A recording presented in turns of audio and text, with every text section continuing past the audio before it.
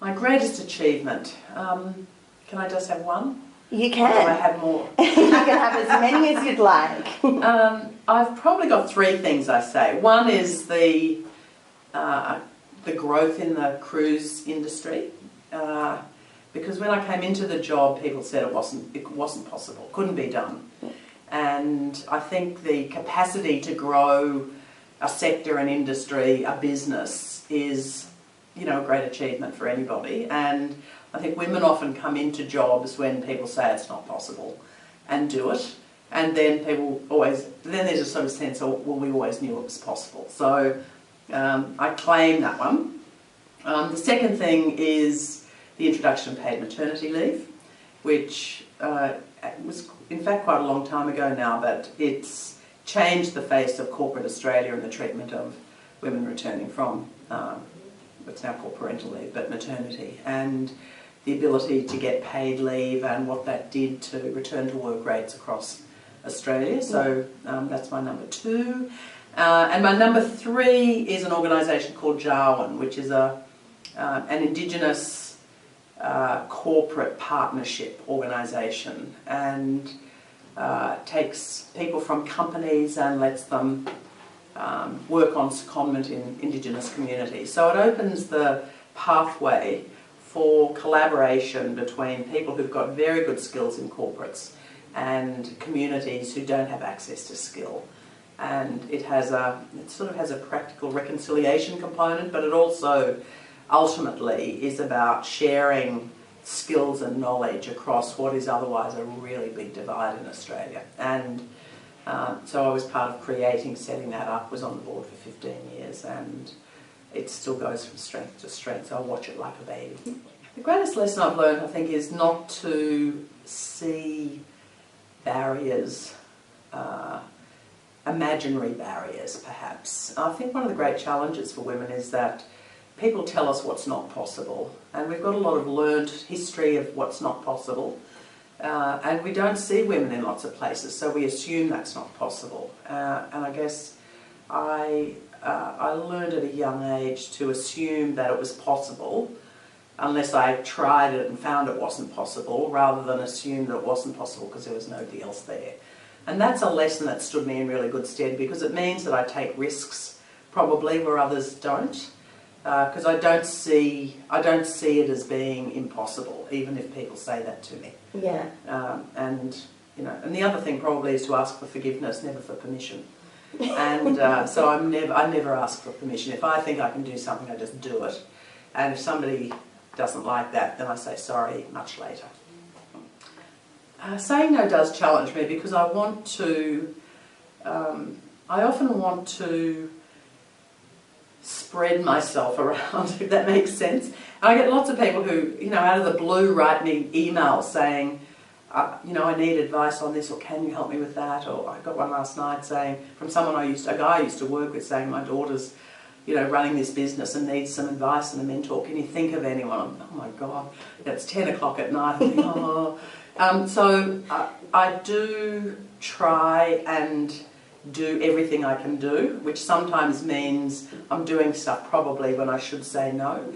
So in my own head I've got two components of that. The stuff that I am much better at saying no to now are things that really I just don't need to do, and that they're for organisations or people I don't know or I don't have any connection with, who are opportunistically trying to get me to do stuff for them. So there's an element of now I just do say no to that stuff, because I can't do everything. And I can't spread myself any thinner, and I can't have less time with my family, and I can't. So I do have a little sticker on the side of my PC that says, it's okay to say no, as a constant reminder to myself that it is okay to say no. That's fabulous. But I do try and, if individuals reach out to me, I do try and, if I can't do it, refer them to someone who might be able to. So there's an element of, I never want to have someone reach out, particularly other women and younger women, reach out and go, well, she didn't even bother to answer me. Because that sort of feels rude, even though they probably often aren't expecting me to answer them. I just think there's an opportunity, you know, I've got opportunity that others haven't had, and so I feel like I should try and help as many people as I can. Because it's tough out there, you know, and if you haven't got anyone else to talk to, what do you do? Actually, I think the other thing about saying no is also to be clear to people what you can and can't do. So it might be, I'm happy to have a cup of tea with you and meet you, and, you know, I'm interested in hearing what people are doing. So I find that energising. What are you doing? What are you up to? What are your challenges? And I'll have a conversation with you, and I might be able to help you or not.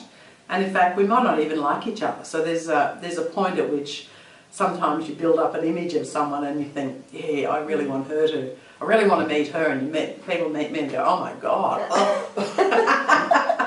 no way. So, you know, I'm not under any grand delusion that, you know, everyone in the world's going to love you either, but I can't be mentor to hundreds of people, I just can't. So I'm really clear about that.